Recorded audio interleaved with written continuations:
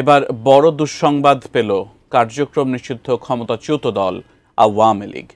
এবারে দেশের রাজনীতিতে ফেরার রাস্তা অনেকটাই বন্ধ হয়ে যাচ্ছে আওয়ামী শীর্ষ নেতাদের জন্য।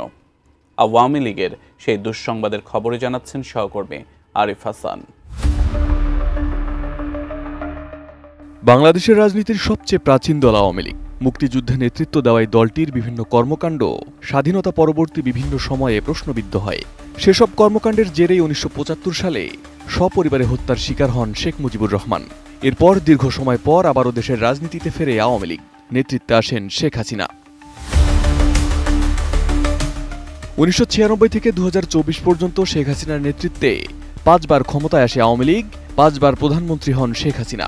যদিও সর্বশেষ ২০২৪ সালে নির্বাচিত হওয়ার পর ক্ষমতা খুব বেশি দিন টেকসই হয়নি আওয়ামী লীগের। দলটি সর্বশেষ টানা ৪ বার ক্ষমতায় আসে এবং দলটির বিভিন্ন কর্মকাণ্ড আলোচনার জন্ম দেয়। বিচারিক হত্যাকাণ্ড, গুম, খুন, নির্যাতন ও রাতের ভোট কিংবা আমিডামি ভোট সহ বিভিন্ন ইস্যুতে ক্ষোভ বাড়তে থাকে জনগণের। সেই ক্ষোভ বিস্ফোরিত হয় ২৪-এর গণঅভ্যুত্থানের মাধ্যমে। ছাত্র জনতার আন্দোলন রুখতে নৃশংস পথ বেছে নেয় আওয়ামী সরকার। হত্যা করা হয় ১৪০০রও বেশি ছাত্র জনতাকে। অবশেষে নানা বাধা ও বন্দুকের গুলি উপেক্ষা করে ৫ আগস্ট রাস্তায় নামে ছাত্র জনতার ঢল।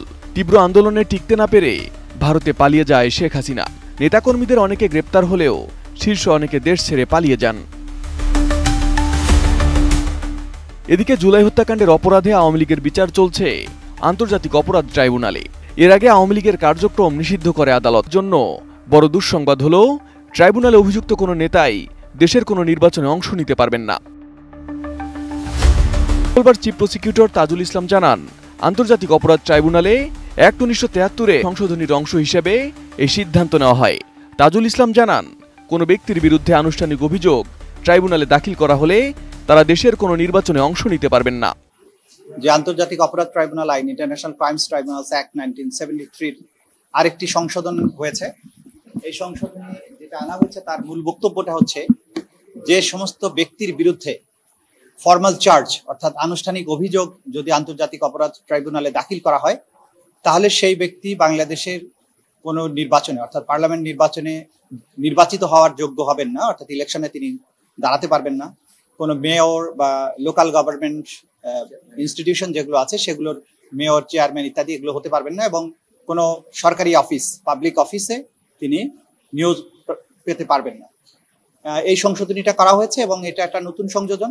অর্থাৎ এই সিদ্ধান্তের মাধ্যমে আওয়ামী লীগের শীর্ষ নেতাদের কেউই কোনো নির্বাচনে অংশ নিতে পারবেন না, কারণ দলটির অধিকাংশ শীর্ষ নেতাই মানবতা বিরোধী অপরাধের মামলায় অভিযুক্ত, যার কারণে আওয়ামী লীগের ফেরার পথ আরো কঠিন হতে যাচ্ছে। বলতে গেলে দলটির ভাগ্যে বড় পেরেক বসালো tribunal. Arif Hasan, ATN news.